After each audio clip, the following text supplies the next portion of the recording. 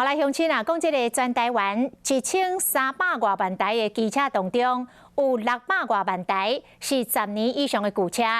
这个行政院通过货物税条例修正草案，把汽机车旧换新减扣货物税这条，搁延长5年到2026年，嘛来放宽到旧车换新车的条件，都是希望加速度，把这个旧车甲代替掉，它来改善到空气的品质。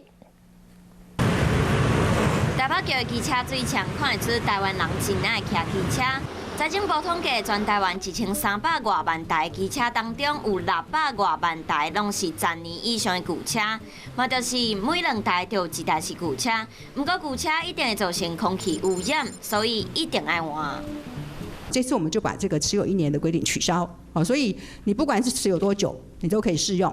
原来有这样的限制，就是2轻等以内的人，但是我们这次把这个全部取消。初七，行政院议会决定，汽机车旧的换新的要减收货物税，自今年1月初8到2026年1月初7为止，各加5年。重点是增加旧车换新车的条件，假使你摕朋友的报废的车来申请旧的换新的嘛会使。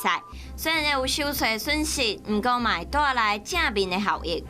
增加我们的国人的一些购买车子的诱因哈，我们卖车子卖得好，然后我们政府的那些税收也会跟着成长。另外嘛，无分你要买倒一款的机车，只要是旧的换新的，环保署每1台补助3000块；若是民众要买电动机车，每1台经济部补助7000块，用国产的电池各加3000块的补助，这拢是行政院决定通过的，民众就要好好把握。